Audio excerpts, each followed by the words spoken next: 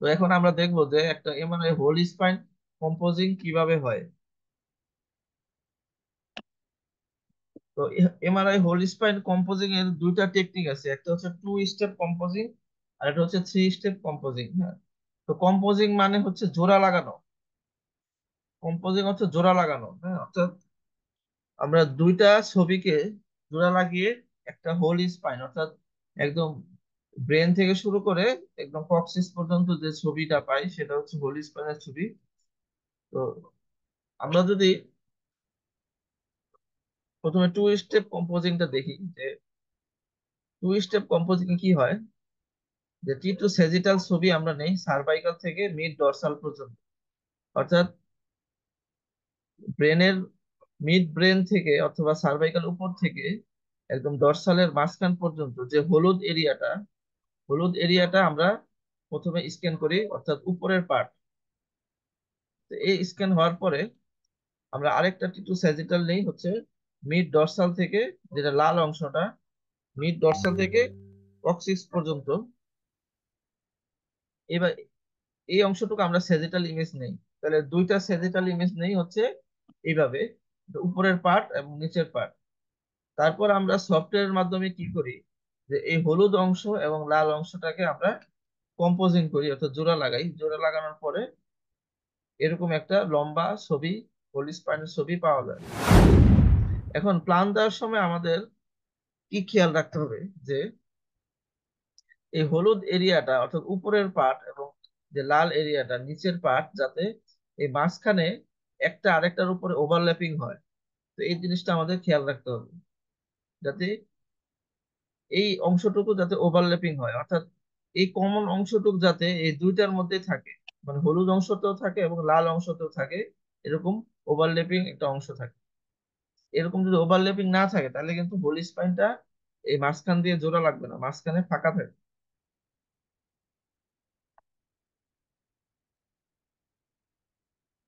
তো এখন এসে আমরা 3 স্টেপ কম্পোজিংটা কিভাবে হয়। তো 3 স্টেপটা ওই আগের মতোই, মানে দুইটা, আমরা যেমন আগে 2বার স্ক্যান নিছি, এবার আমরা 3বার স্ক্যান নিব। তো 3বার নিব কিভাবে, প্রথমে আমরা এই হলুদ অংশটা অর্থাৎ সার্ভাইকাল অংশটা টি টু স্যাজিটাল নিব, স্ক্যান করব। তারপরে লাল অংশটা অর্থাৎ ডর্সাল এরিয়াটা আমরা স্যাজিটাল স্ক্যান নিব। তারপর যে সবুজ অংশটা লাম্বার এরিয়াটার আমরা টি টু স্যাজিটাল স্ক্যান করব। তারপরে এই যে 3টা স্ক্যান হলো, এই 3টা স্ক্যানকে আমরা কম্পোজিং সফটওয়্যারে দিলে সে সফটওয়্যার অটোমেটিক এই 3টাকে জোড়া লাগিয়ে একটা হোল স্পাইনের ছবি দিবে।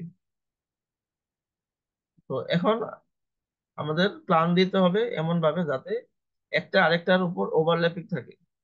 যেমন এই সার্ভাইকালের অংশটার প্ল্যানিংটা যাতে ডর্সাল স্পাইনের প্ল্যানিংটার সাথে কিছুটা অংশ ওভারল্যাপিং থাকে, মানে কিছুটা অংশ কমন থাকে। আবার ডর্সাল স্পাইন প্ল্যান করার সময়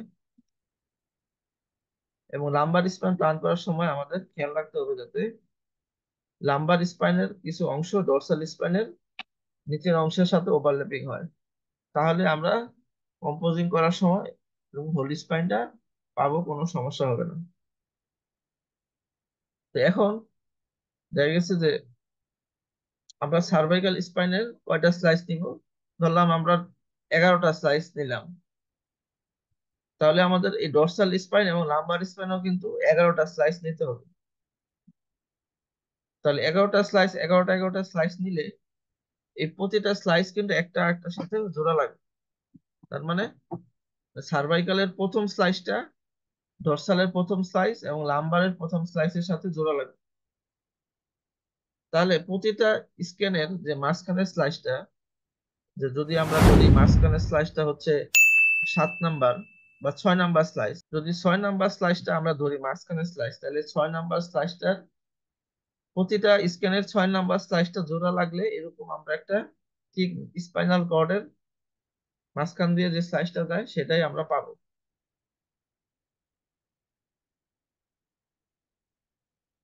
এবং প্রতিটা স্ক্যান, যেমন টি2 স্যাজিটাল সার্ভাইকাল প্ল্যান করার সময় আমাদের যে মিড স্লাইসটা যাতে স্পাইনাল কর্ডের মাঝখান দিয়ে যায়, তারপর ডর্সাল স্পাইনের প্ল্যান দেওয়ার সময় যাতে প্লানটা যাতে মিড স্লাইসটা যাতে ডর্সাল স্পাইনের মাঝখান দিয়ে যায়। তারপর লাম্বার স্যাক্রাল স্পাইন প্ল্যান করার সময় যাতে ওই প্ল্যানের মিড স্লাইসটা যাতে স্পাইনাল কর্ডের মাঝখান দিয়ে যায়, এটা খেয়াল রাখতে হবে। এবং রুগীকে একদম সোজা করে পজিশনিং করতে হবে। তো যদি সোজা করে পজিশনিং না হয় তাহলে কিন্তু এরকম স্পাইনাল কর্ডটা সব জায়গায় সমানভাবে দেখা যাবে না। সেক্ষেত্রে আবার এই এই ছবিটা সেভ করে আবার 3D তে নিয়ে আমাদের এই সোজা করে কাটতে হবে। আচ্ছা, এটা ধরো এই রোগীটা ধরো স্কোলিওসিস আছে, ঠিক আছে।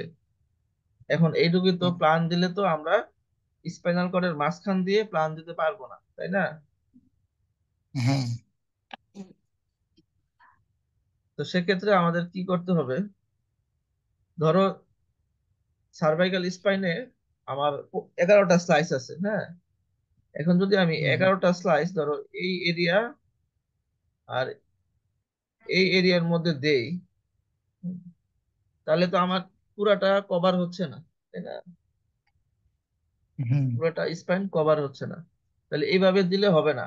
তো এইভাবে আরেকটা সমস্যা আছে যে আমরা এইভাবে এত অ্যাঙ্গেল করলে আবার ডর্সালেও যদি আমরা এইভাবে অ্যাঙ্গেল করে দেই, ঠিক আছে, তারপর আবার লাম্বারে যদি আবার সোজা করে দেই, তাহলে কিন্তু এত অ্যাঙ্গেল থাকলে কিন্তু কোনোভাবেই কম্পোজিং হবে না, ঠিক আছে। হ্যাঁ। তো সেক্ষেত্রে কি করতে হবে? আমাদের ধরো স্লাইস সংখ্যা বাড়ায় দিতে হবে। যদি 11টা স্লাইস থাকে আমরা 15টা স্লাইস করে দিব বা 20টা স্লাইস করে দিব। করার পরে আমাদের স্পাইন কোন অ্যাঙ্গেলে আছে এটা দেখার দরকার নেই। আমরা করব কি, একদম সোজা করে প্লান দিব। ধরো আমি সার্ভাইকাল প্লান দিতেছি, সার্ভাইকাল এইভাবে প্লান দিব যাতে পুরাটা স্ক্যান আমার কভার হয়, পুরাটা মানে স্পাইন যাতে আমার এই স্লাইসের ভিতরে থাকে।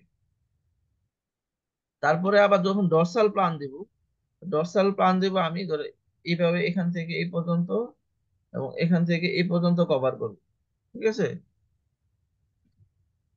এইভাবে হ্যাঁ। ডর্সাল প্ল্যান করব যাতে কোনো স্পাইনের কোনো অংশ আমার স্লাইসের বাইরে না যায়।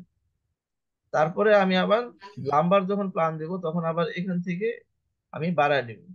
এক্ষেত্রে আমার স্লাইস সংখ্যা বাড়াইতে হবে, মানে 15টা বা 20টা স্লাইস দিতে হবে, যেহেতু আঁকা বাঁকা আছে আমার পুরাটা স্পাইন কভার করতে হবে।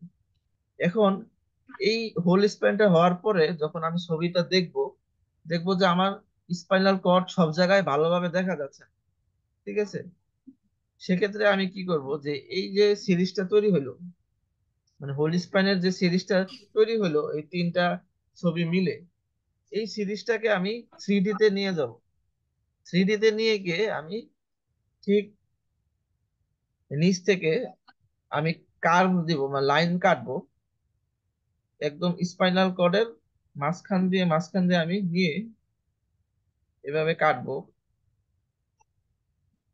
কাটার পরে যেই ছবিটা আসবে, ঠিক আছে, ওই ছবিটা আমি সেভ করব।